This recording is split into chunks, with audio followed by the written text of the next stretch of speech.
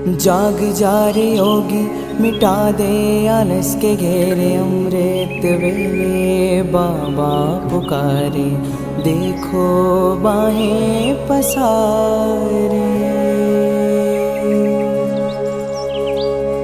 बाबा प्यार तुम्हारा अमृत वेले उठाता, मोहिनी रात में मुझे जगाता। प्रेम की घंटी हृदय मंदिर में बजती, परमात्मा पुकार में आत्मा सुनती। नींद पर होती योग की विजय, माया के होते सहज पराजय। आराम नहीं मिलन चाहती, बाबा संग आत्मा खिल जाती।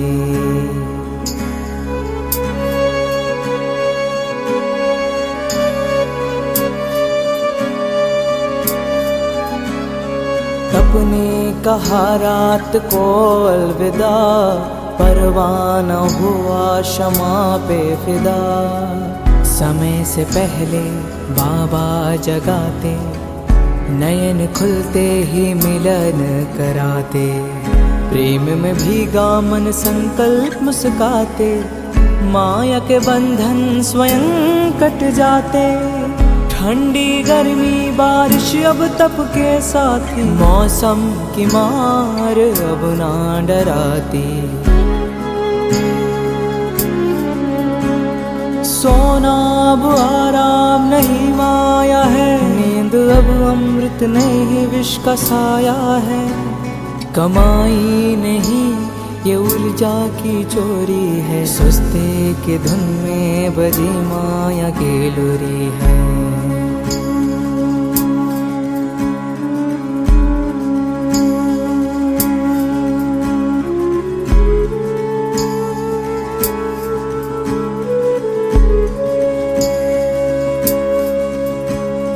आराम की चाह वो रूह की लाचारी है, तप की राह में मन की हेरा फेरी है। जागृत में विश्व कल्याण का सूत्र हूँ, ब्रह्म मुहूर्त का प्रहरी मैं शिव पुत्र हूँ।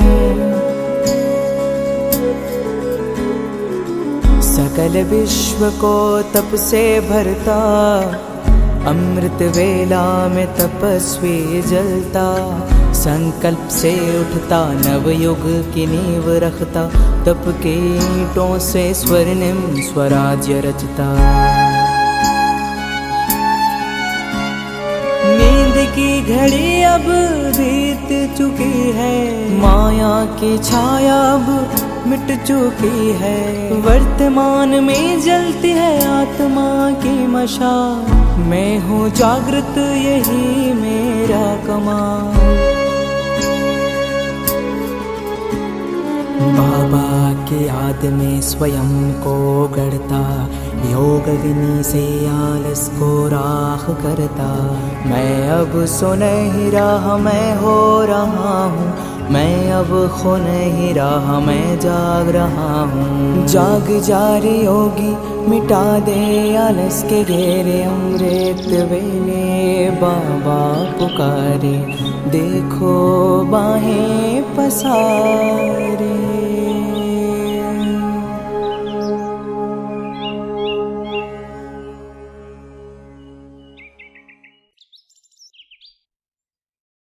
ओम शांति। आम्ही बिगड़लो तुम्ही बिगड़ाना। संत कह रहा है कि हम बिगड़ गए हैं, अब तुम्हारी बारी। सद्गुरूच्या संगे शिष्य बिगड़ला सद्गुरूचा झाला। सद्गुरु के संग में शिष्य बिगड़ गया और बिगड़कर सद्गुरु जैसा हो गया। तुम भी बिगड़ो। परिसाच्या संगे लोह बिगड़ले सुवर्णची झाले। पारस के संग में लोहा बिगड़ गया और लोहा बिगड़कर स्वर्ण बन गया। सागराच्या संगे नदी बिघडली, नदी बिघडली सागरची झाली। सागर के संग में नदी बिगड़ गई और बिगड़कर स्वयं ही सागर बन गई। संघाचिया संगे आम्ही बिगड़लो संगरूप झालो। सत्संग में हम बिगड़ गए,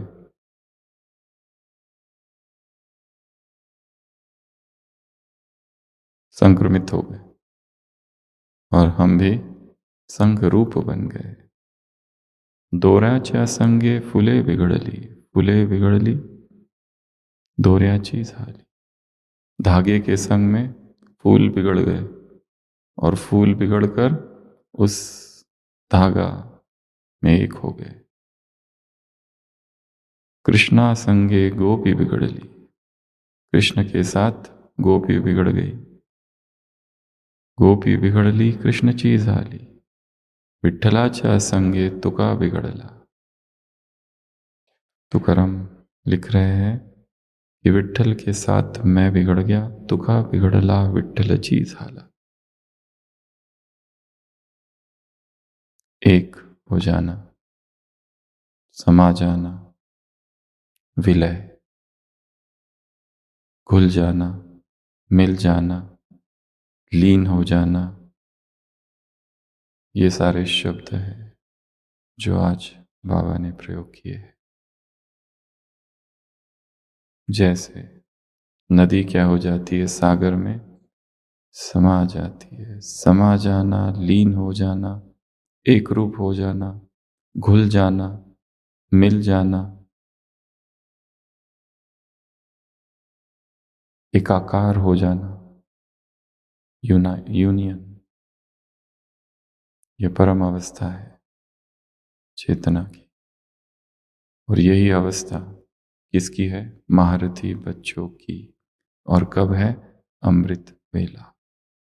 वो बैठते हैं और खो जाते हैं और एक प्रगाढ़ मिलन का अनुभव करते हैं। अलौकिक विलय, अलौकिक विलय का अनुभव। डूब जाना, खो जाना।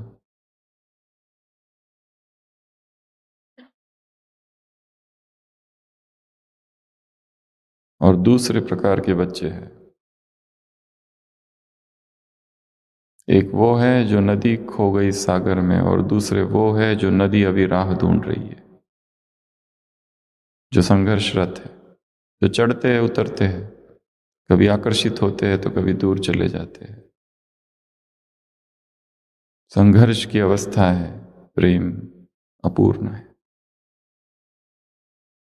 योग मेहनत है, कष्ट है, लड़ाई है, युद्ध है, सहज नहीं है, मुश्किल है, मेहनत है। तो वो दूसरे प्रकार के बच्चे हैं। बाबा के महावाक्य।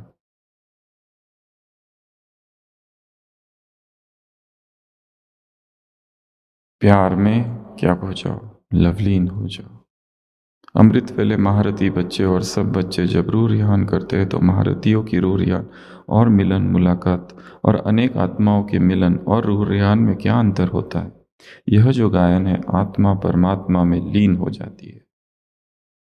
एक हो जाना, यूनियन।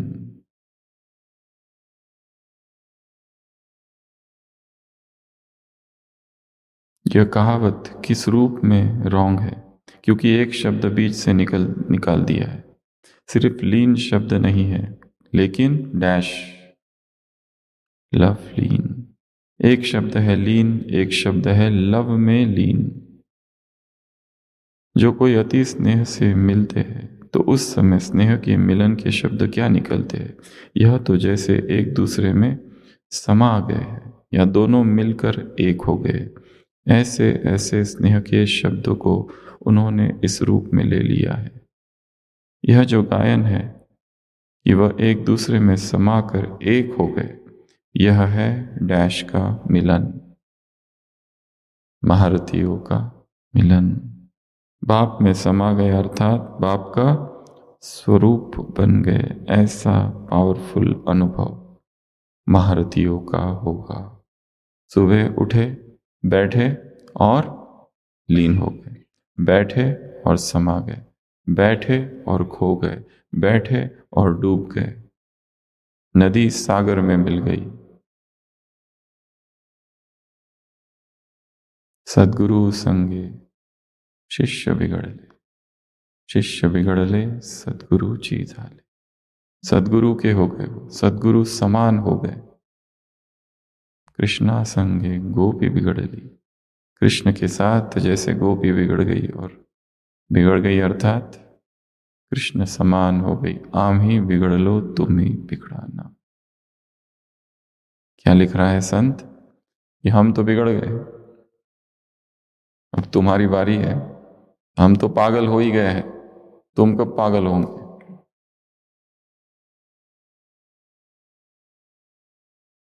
ये विलय होने की, ये घुल जाने की विधि क्या है? अब प्रश्न ये है चिंतन का, how to merge in God. छलांग मार दो और 3 स्टेप्स है। पहली स्टेप मैं कौन, दूसरा मैं किसका, और मैं क्या कर रहा हूं। मिलन की 3 अवस्थाएं। पहली अवस्था, ये शरीर नहीं आत्मा हूं, और फिर किस में मिल रही हूं, उस परमात्मा में। मैं किसका हूं, इस दुनिया का नहीं, मैं उसका हूं जो सच्चा रिश्तेदार है। बाकी सब माया के मेहमान हैं, माया के रिश्तेदार हैं सब।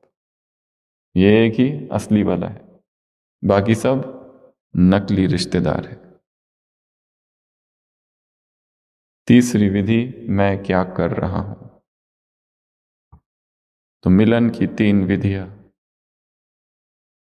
समाने की 3 विधियां। मैं कौन, जैसा वो है वैसा मैं हूं। दूसरा, मैं किसका, मैं उसका हूं, उसके कार्य के लिए हूं। संसार के लिए मैं नहीं हूं, मैं उसके कार्य के लिए हूं। तीसरा, मैं क्या कर रहा हूं। जहां अहंकार विलय हो जाए, मैं कुछ कर ही नहीं रहा हूं, वो करा रहा है। कठपुतली है, यंत्र है, खिलौने हैं, नियंत्रण उसके हाथ में है। तो ये मिलन किसका हुआ, महारथियों का। बाकी और जो बच्चे हैं वह स्नेह शक्ति खींचने की कोशिश करते हैं, संघर्षरत है, चाहते हैं हमारी भी बहुत ऊंची अवस्था हो जाए, पर हो नहीं पाती। क्यों नहीं हो पाती? क्योंकि पात्र में और भी बहुत कुछ भरा हुआ है।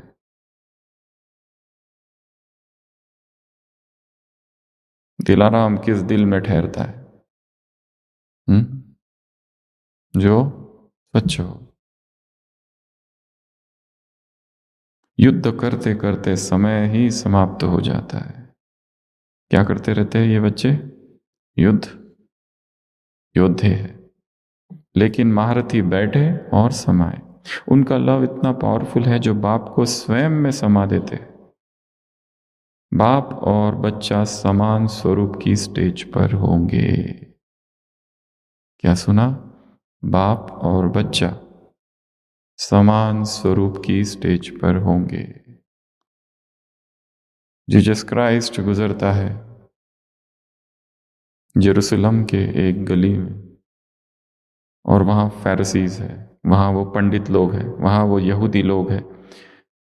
वो यहूदी कब से राज कर रहे हैं वहाँ पर? वो पंडित लोग जो लोगों से अच्छी अच्छी दक्षिणा लेते हैं और कहते हैं हम तुमको भगवान से मिला देंगे। तो जहाँ पंडितों का राज्य है, फैरिसीज, और वहां पर अचानक एक व्यक्ति आ जाता है और लोग उसकी तरफ जा रहे हैं, कितनी पीड़ा हो रही होगी। अभी तक हमारा राज चलता था, अब ये कौन नया आ गया और लोग सब उसकी तरफ जा रहे हैं और वो चमत्कार कर रहा है। वो यहूदी ईसा मसीह को घेरते हैं और कहते हैं, तुम कब तक हमको अंधेरों में रखोगे? बताओ तुम कौन हो? क्या तुम वास्तव में मसीहा हो? वो कहता है, हाँ मैं हूं, ये लिखा हुआ है। प्रमाण क्या है? मेरे कर्म ही मेरा प्रमाण है। और तब बाइबल में एक स्टेटमेंट है, chapter 10 John verse 30, my father and I are one. मेरा पिता और मैं एक हूं। और वो सारे लोग पत्थर उठाकर उसको मारने लगते हैं। धर्मग्लानि, ब्लास्फेमी, अपने आप को भगवान कह रहे हो? माई father and I are one. बाप और बच्चा एक ही धड़कन में धड़क रहे, आत्मा और परमात्मा एक ही धड़कन में धड़क रहे। ये चेतना की अवस्था है। वो लोग उसे समझ नहीं पाए और इसी एक बात के लिए उसको सूली पर चढ़ा दिया, क्योंकि उसने क्या घोषणा कर दी? My father and I are one. मेरा पिता और मैं एक ही हूं। चेतना की इतनी ऊंची अवस्था हो गई है कि दो चेतनाएं अब दो नहीं रही, एक हो गई। बाबा ने क्या कहा? महारथियों का मिलन कैसा है? बाप और बच्चा समान स्वरूप की स्टेज पर होंगे। जैसे बाप निराकार वैसे बच्चा, जैसे बाप के गुण वैसे महारथी बच्चों के भी समान गुण। मास्टर हो गए ना, तो महारथी बच्चों का मिलन अर्थात लवलीन होना, बाप में समा जाना अर्थात समान स्वरूप का अनुभव करना। जैसे वो है वैसे मैं हूं। अब मैं स्वरूप नहीं, मैं सागर हूं, प्रेम का सागर, आनंद का सागर। जो जो एक मुरली में एक छोटा सा वाक्य था, सबको पता है, बाप के टाइटल बच्चों के डैश समान। बाप के टाइटल बच्चों के समान। कल भी कहा था, प्रेम आत्मा का स्वभाव है, समान आत्मा का तेज है, सम्मान आत्मा की सुगंध है। उस समय बाप और महारथी बच्चों के स्वरूप और गुणों में अंतर नहीं अनुभव होता है।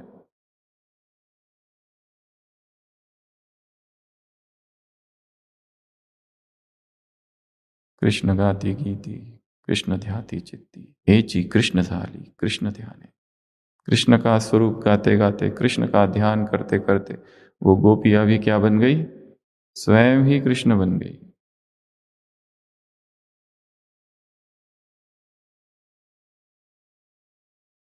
उस साकार होते हुए भी निराकार स्वरूप में खोए रहते हैं, तो स्वरूप भी समान हो गया, अर्थात अपना निराकारी स्वरूप प्रैक्टिकल स्मृति में रहता है।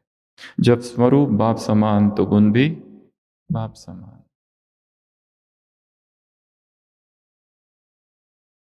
धृतराष्ट्र के सामने संजय वर्णन कर रहा है 11वां अध्याय गीता कि श्री कृष्ण अपना विराट रूप कृष्ण को, अर्जुन को दिखा रहे हैं और कह रहे हैं, मैं ये हूं, मैं वो हूं, मैं ऐसा हूं, मैं वैसा हूं।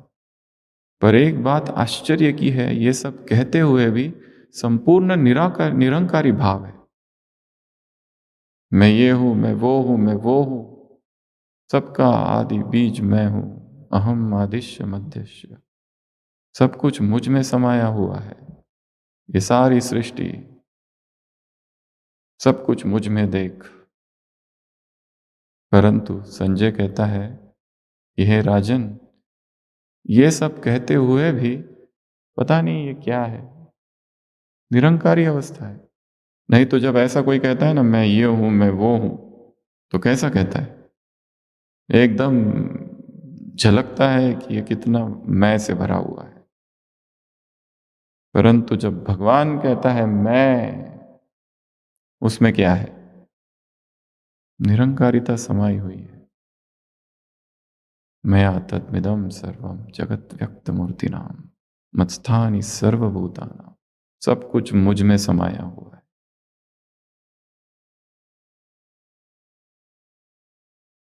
जैसे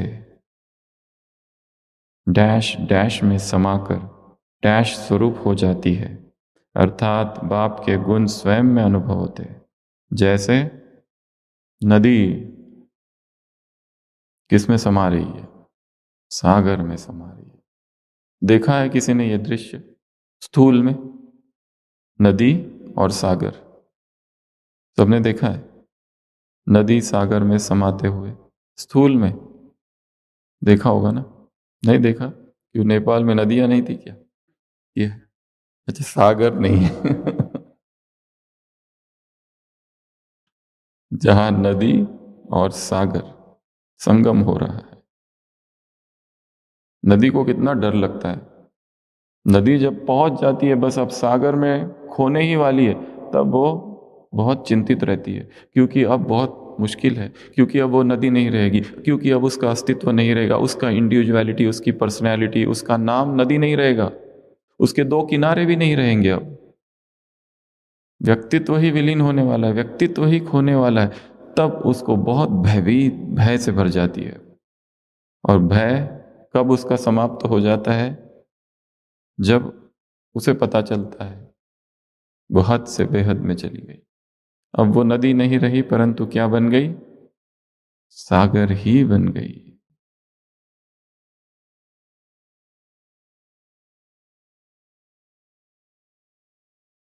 जैसे नदी सागर में समाकर सागर स्वरूप हो जाती है। बाबा ने स्वयं के लिए बहुत सारी उपमाएं दी है। उसमें सबसे पावरफुल जो उपमा है वो कौन सी है? सागर। दूसरी है सूर्य। ये सारे क्या है? इस धरती के, इस संसार के, साकारी वतन के। तीसरा ज्योति।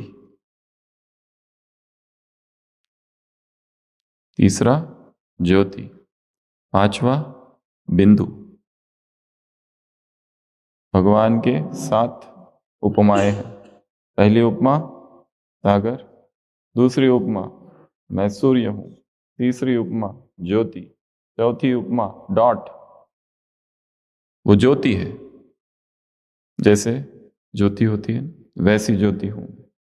अगली उपमा डॉट। पांचवा उपमा, छठवीं उपमा बीज, सीड। मैं इस सृष्टि का चैतन्य बीज हूं।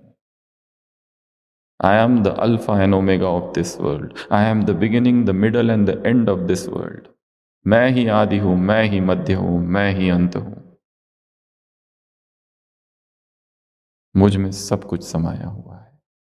इसलिए अमृत वेला सब कुछ गिराकर केवल उस बीज पर एकाग्र हो जाना। अधिक से अधिक अभ्यास कौन सा करना है? बीज रूप स्थिति का।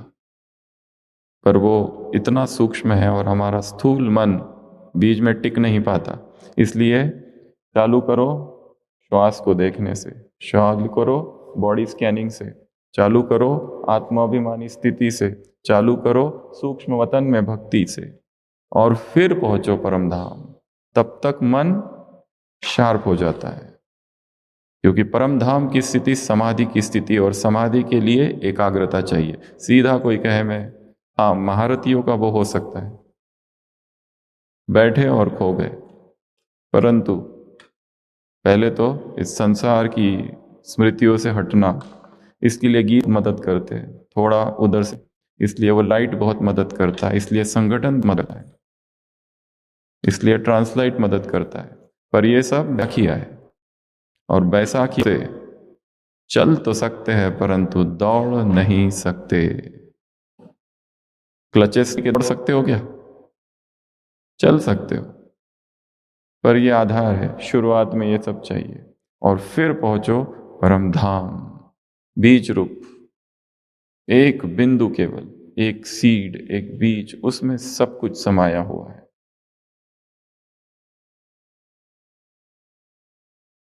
सातवां, स्वीट का पहाड़, माउंटेन।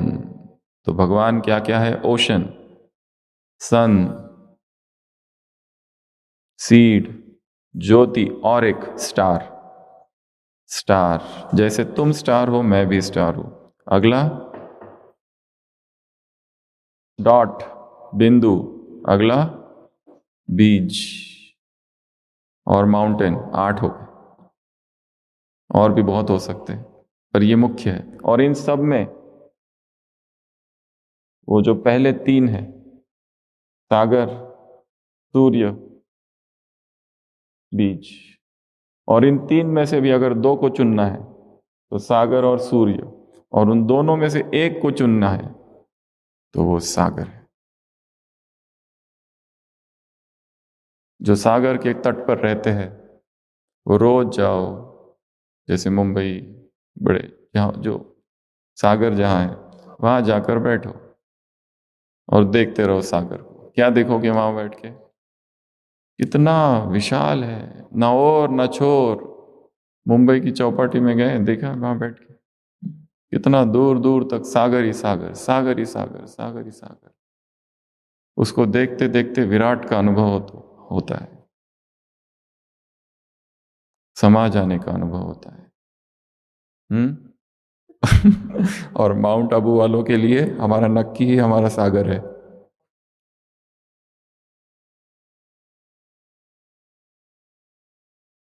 तो सागर के पास जाना है, सागर से दोस्ती करनी है।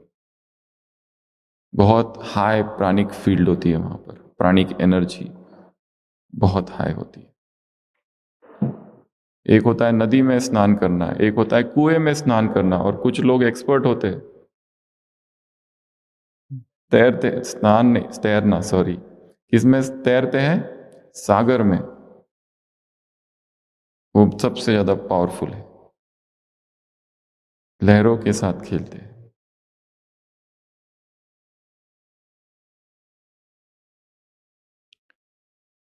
जो ब्रह्मा का अनुभव साकार में था वह महारथियों का भी होगा।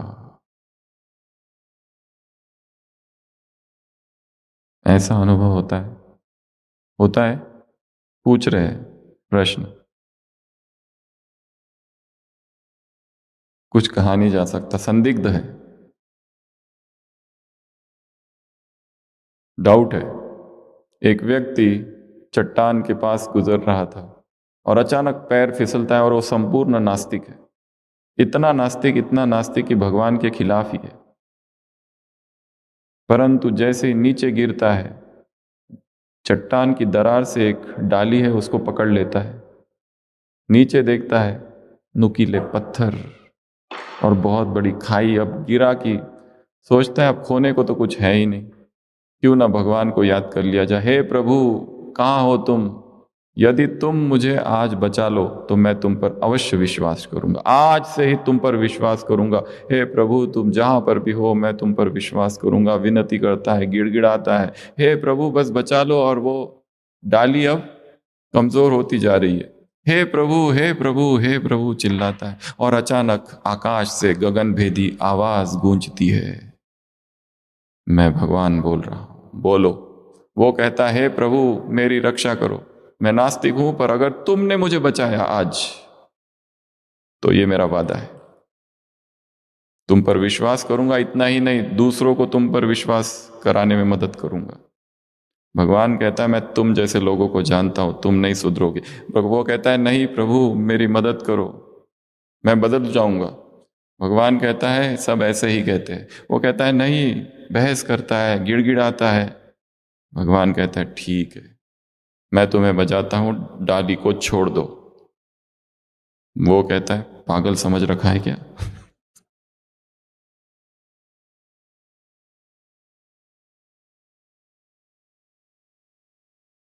विश्वास तो है पर कैसा है? तुम जो कहोगे वो करेंगे, ये कहते तो है पर जो कहता है फिर वो करते नहीं, उसमें डाउट है फिर। इसी अमृत वेले की बुक में लास्ट में कहीं तो है, दुनिया के लोग 8 घंटे सोते हैं, तुम्हारी नींद कहाँ है, ढूंढो, इधर ही है कहीं तो। तुम्हारी नींद आधी होनी चाहिए, लास्ट में कहीं है। और वो एक दिन के पुरुषार्थ से नहीं होगा, वो तो तपस्या है। तपाना होगा इस शरीर को, इंद्रियों को, जिनको भोग की आदत, भोग वृत्ति में। ठीक है, 106 नंबर, 6 पेज लास्ट पर। तो दुनिया के लोग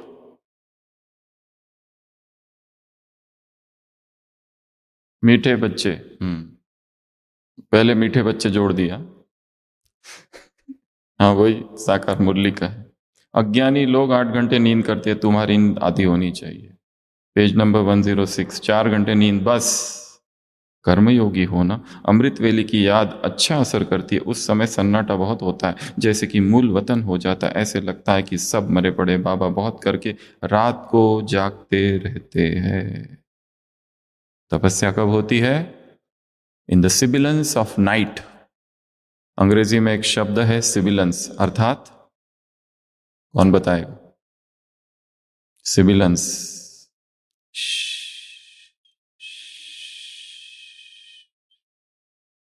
ये जो आवाज होता है ना, रात के सन्नाटे में, रात की तारीखी में तपस्या की जाती है। जुगनुओं का आवाज, कीड़ों का आवाज,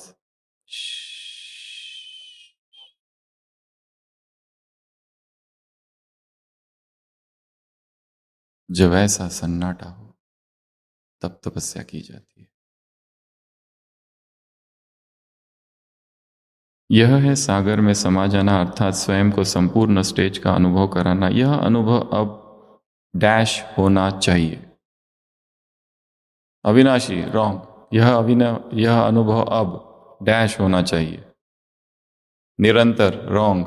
यह अनुभव अब ज्यादा होना चाहिए। आज के 2 होमवर्क, तो आज 2 बातें देखी। एक तो महारथी का मिलन और दूसरा गैर महारथियों का मिलन, नॉन महारथियों का मिलन। एक नदी का समा जाने वाला मिलन और एक नदी जो संघर्षरत है, जो अपनी राह खोज रही है, भटकी हुई नदी। 3 काम है आज। 2 कैंडल लेनी है और दोनों को जलाना है और देखना है वो दोनों कैसे मिलते हैं प्रैक्टिकल में। ये पहला होमवर्क है। ये अनुभव करने के लिए, स्थूल जब तक नहीं देखते तब तक कुछ नहीं होता है। कितना भी सोचते रहो मैं आत्मा हूं, मैं आत्मा हूं, मैं आत्मा हूं, शरीर अलग है, कुछ नहीं होता। शमशान घाट में जाओ, खड़े हो, वहां खड़े होना चुपचाप पीछे, और वो देखो जलती हुई चिता। वो चिता सबसे बड़ा ग्रंथ है, वो चिता सबसे बड़ा क्लास है। वो चिता कुछ बोलती नहीं, कुछ कहती नहीं, कोई उदाहरण नहीं देती, पर सबसे बड़ा शिक्षक है। अनुभव कराती है कैसा जल रहा है ये शरीर, कहाँ गया उसका सब कुछ, कहाँ गया वो सौंदर्य, कुछ नहीं रहा। 2 चीजों का अनुभव कराती है, एक तो शरीर नश्वर है और दूसरा जो उसमें कुछ तो था। मुख तो अभी भी है, फिर भी वो बोल नहीं रहा है। आंखें अभी भी है, कान अभी भी है, नाक अभी भी है, हाथ अभी भी है, उसको कोई दर्द नहीं हो रहा है। नैनम छिंदन्ति शस्त्राणि नैनम दहति पावकः। कुछ भी नहीं कर रहा है, जल रहा है। हमको तो इतनी सुई चुभाते हैं तो पीड़ा होती है, उसको देखो कुछ भी नहीं हो रहा है। सारा ज्ञान ही एक साथ उमड़ पड़ता है। पूरी अव्यक्त वाणियों का सार अनुभव करना है तो क्या करो? चलो शमशान, मरघट की राह। उस दिन हम लोग जा रहे थे तो सुखदेव भाई को पूछ रहे थे यही रास्ता है क्या? हम अचानक मुख से निकल गया, हर रास्ता मरघट की ओर ही जाता है, हर रास्ता शमशान घाट की ओर ही जाता है। कोई भी रास्ता जो, हर रास्ता वहीं ले जाता है। इसके लिए शमशान घाट कहाँ होना चाहिए वास्तव में? शहर के बाहर नहीं, शहर के बीच चौराहे में, बीच में होना चाहिए, ऐसा एकदम मेन सिटी में, मेट्रो सिटी के बीच। जब ट्रैफिक रुके तो लोग देखे चिता जल रही है। नहीं होगा असर, रोज भले देखो फिर भी असर तो होता ही है, असर तो होता ही है, क्योंकि ये दृश्य ही ऐसा है दर्दनाक, क्योंकि इससे मैं जुड़ा हुआ हूं। एक अंग्रेजी कवि लिखता है, when it tolls for death it tolls for धी। जब भी तुम देखो कोई मरा है, विदेश में घंटी बजती थी चर्च में, जब भी कोई मरता है तो जब भी घंटी की आवाज सुनो, ये ना पूछो कौन मरा, सोचो मैं मरा। और कोई मरते हुए देखते हो किसी को तो दुख मत करो, क्यों? क्योंकि अगला नंबर तुम्हारा है। You are next in the queue, you are in the queue. हाँ नेक्स्ट मैन।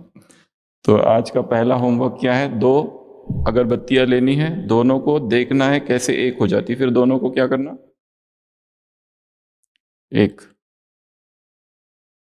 ये पहला काम। दूसरा काम विजुअलाइजेशन का, मैं नदी हूं, जा रही हूं द मिएंडरिंग रिवर, और किस में समा रही हूं? सागर में समा गई। ये क्या करना है? विजुअलाइज करना है। और तीसरा काम करना है, 2 चित्र, एक चढ़ रहा है पहाड़ और दूसरा बाबा की गोद में। एक है लगन में मगन अवस्था और दूसरी है संघर्ष वाली अवस्था। तो ये 2 आज के कार्य है, आज के प्रश्न। 3 मुरलियां बाकी है 87 की केवल, तो आज एक लेंगे और फिर कल 2। ये वो मुरली है लगन मगन वाली, पीछे से चालू कर रहे। डैश आत्मा सदा तृप्त, आत्मा संतुष्ट, आत्मा संपूर्णता की अति समीप आत्मा है। मुरली की डेट है 23 दिसंबर, 23/12/87 की मुरली। 20 तारीख को इन 21 मुरलियों पर एग्जाम है। हाँ, नहीं हुआ क्या कि बाकी है? 3 बाकी है ना? अच्छा 18 बाकी, आज 23 ले लेते, कल जो बचे हुए 2 है। तो 23/12/87। डैश आत्मा सदा तृप्त आत्मा है। कौन सी आत्मा? लॉटरी जीती वाली आत्मा, साक्षी आत्मा, निश्चय बुद्धि आत्मा, मगन आत्मा। मगन आत्मा, मगन अवस्था, सत्य है कि असत्य है बताना है, राइट और रॉन्ग। मगन आत्मा वाले अपने अनुभव के आधार से औरों को निर्विघ्न बनाने के एग्जाम्पल बनते हैं, क्योंकि कमजोर आत्माएं उन्हों के अनुभव को देख स्वयं भी हिम्मत रखती है, उत्साह में आती है, हम भी ऐसे बन सकते हैं। Right wrong? राइट। एक प्रश्न है, निर्विघ्न बनने की के लिए 3 कौन सी शक्तियों की आवश्यकता है?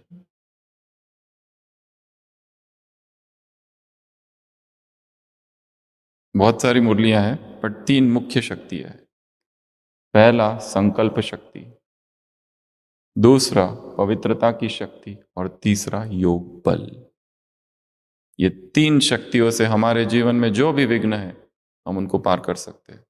विघ्न आया मतलब प्यूरिटी की कमी है, प्यूरिटी को बढ़ाओ। विघ्न आया मतलब योग की कमी है, योग को बढ़ाओ। विघ्न आया अर्थात संकल्प शक्ति को पर काम करना भी बाकी है। अगला प्रश्न, मगन रहने वाले स्वतः ही निर्विघ्न तो रहते ही है, लेकिन उससे भी ऊंची विघ्न विनाशक स्थिति रहती है, अर्थात स्वयं निर्विघ्न बन औरों के भी विघ्न विनाशक बन डैश बनते हैं, सुपर ह्यूमन, वरदानी, रक्षक, सहयोगी। तो जो स्वयं निर्विघ्न है वो दूसरों को भी मदद करेगा। कैसे निर्विघ्न बने? अगला, मनन करना 1 सेकंड, यह सेकंड स्टेज है, लेकिन मनन करते हुए डैश रहना यह फर्स्ट स्टेज है।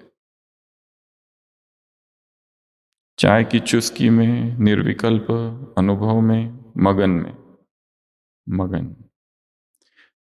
अगला प्रश्न, मनन करने वाले सदा डैश में बिजी रहने के कारण माया के अनेक विघ्नों से सहज मुक्त हो जाते हैं, क्योंकि बुद्धि बिजी है।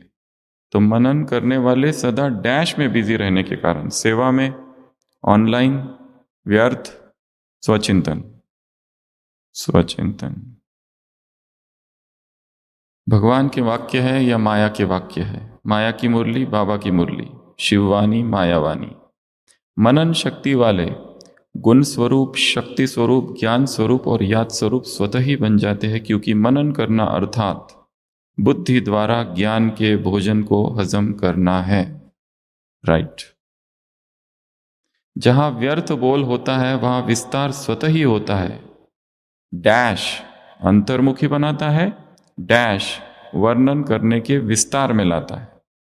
तो कौन अंतर्मुखी बनाता है? रावण अंतर्मुखी बनाता है, बाप वर्णन करने के विस्तार में लाता है, ऑप्शन ए। ऑप्शन बी सुखी राम दुखी राम। ऑप्शन सी स्वदर्शन परदर्शन। ऑप्शन डी स्वचिंतन परचिंतन। तो स्वचिंतन अंतर्मुखी बनाता है और परचिंतन वर्णन करने के विस्तार में लाता है। निरंतर दूसरों के ही विषय में सोच रहे हैं, सारा जीवन पीएचडी डिग्री ले रहे हैं, पर किस पर? दूसरों पर पीएचडी कर रहे हैं।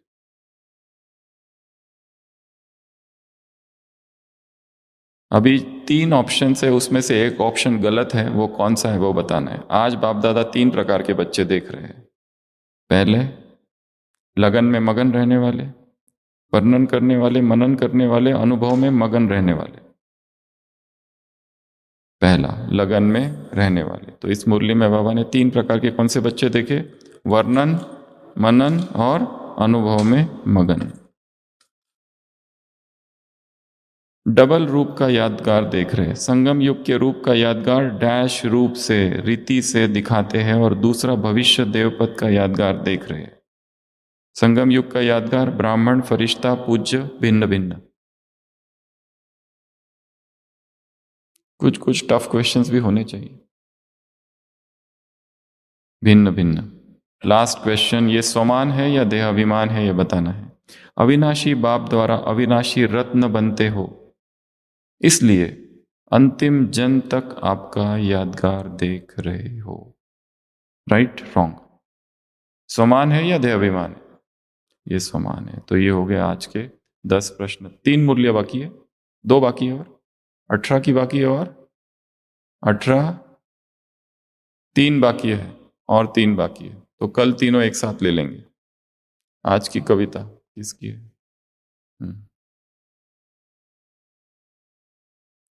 कविता में 3-4 चीजें याद रखनी है। सबसे पहला, ग्रामर करेक्ट होना चाहिए, ठीक है। दूसरा, स्पेलिंग मिस्टेक नहीं होनी चाहिए। तीसरा, थोड़ा सा लय होना चाहिए, तुकबंदी, राइम, रिदम। चौथा, जेंडर मिस्टेक्स नहीं होनी चाहिए। शिव बाबा नहीं आती, ब्रह्मा नहीं आती, शिव बाबा आती है। ब्रह्मा खाती है, ये जेंडर वाली मिस्टेक्स उसमें कम से कम हो, और कम से कम नहीं, 0। और लास्ट थोड़ा मीटर में होना चाहिए, ठीक है। तो ये 4-5 चीजें हैं कविता की, और बहुत लंबी भी ना हो, छोटी हो। ओम शांति।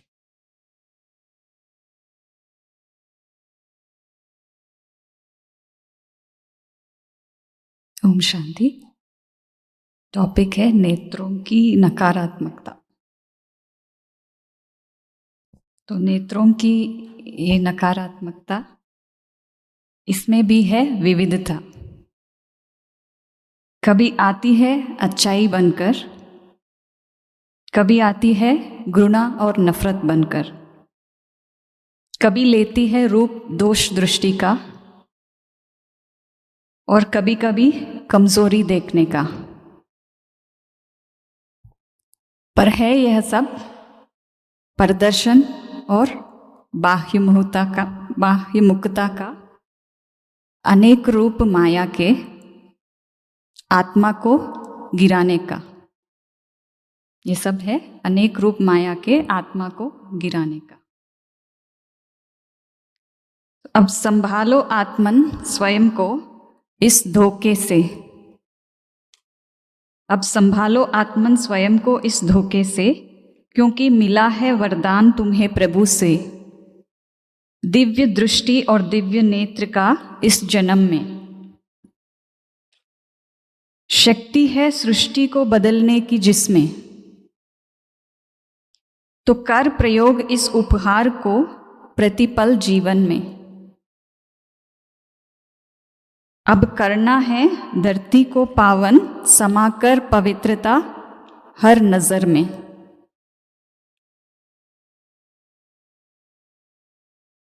देखो चैतन्य मस्तक मणि आत्मा जो विराजमान सभी में, इससे आती है समता, ममता और महानता व्यवहार में। रूहानी दृष्टि से हो जाते हैं अनेकों के दुख दूर, श्रेष्ठ भावना से कर पाओगे आत्माओं को भरपूर। होंगे प्रत्यक्ष बाप दादा जैसे इन आंखों में नूर, दिखेगा मार्ग भटके हुओं को पहुंचने का निर्वाण और बेगमपुर। ओम शांति।